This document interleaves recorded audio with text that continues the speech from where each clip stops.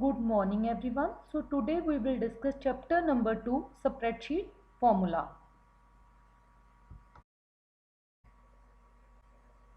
So this chapter is based on Microsoft Excel, but before starting Microsoft Excel we will discuss spreadsheet software.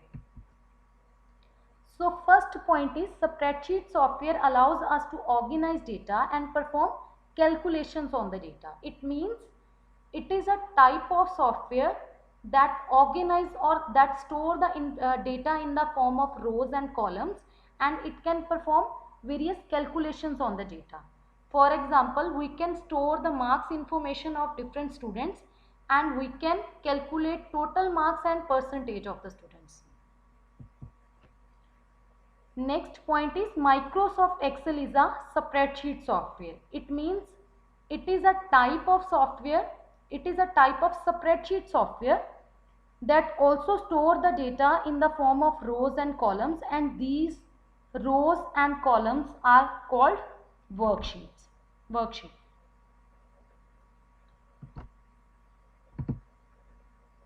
Next point is it allows us to represent data in graphs and develop reports. It means Excel can represent or Excel can show the data in the form of graphs, and it can also develop reports.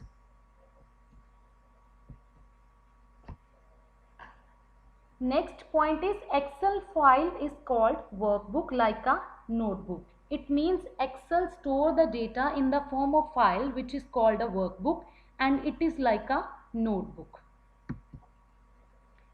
Each workbook contains worksheets like pages in notebook. As I already told you, Excel store or organize the data in the form of file which is like a notebook. So as in a notebook there are so many pages, similarly in Excel workbook there are so many sheets, and these sheets are called worksheets.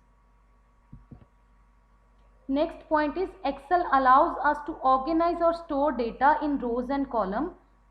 It means Excel always store the data in the form of horizontal rows and vertical columns, and the collection of these rows and columns are called worksheet.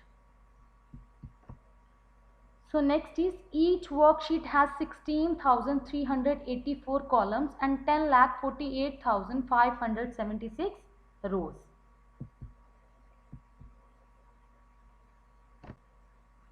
Next are the steps to open Microsoft Excel. So first step is we will click on the start button. Second step is we will click on the all programs. Third is we will click on the Microsoft Office, and fourth step is we will click on Microsoft Excel 2010.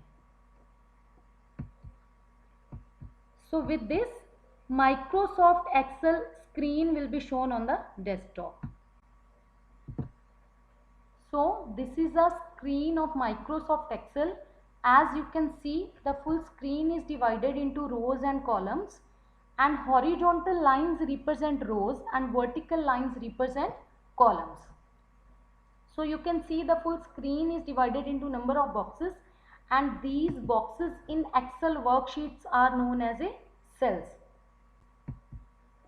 Next is column heading. So in Excel, alphabet or we can say letters are used to identify columns. So you can see columns are marked with alphabets or letters. So these are known as a column heading.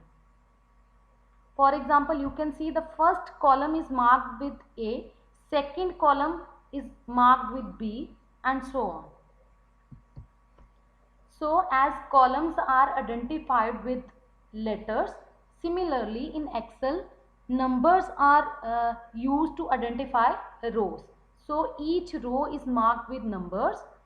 So in Excel, numbers are used to identify rows. So these are known as a row headings. For example, the first row is marked with number 1, second row is marked with number 2. Next is active cell. So you can see that the first box has a dark border around it. So the box or the cell which has a dark border around it, it is called active cell. And we can enter the data only in a active cell. So next point is, like each student in the class or each student in a section have a unique or different roll number. Similarly, each cell in a worksheet has a unique address which is known as a cell reference or cell address. For example, the address of the first box is A1, address of the second box is A2, and if we will move to next column, the address of the first box is B1. So next is name box. So the address of the active cell will be shown in the name box. As you can see in this one screen, our active cell is A1. So the address of our active cell A1 is shown in the name box.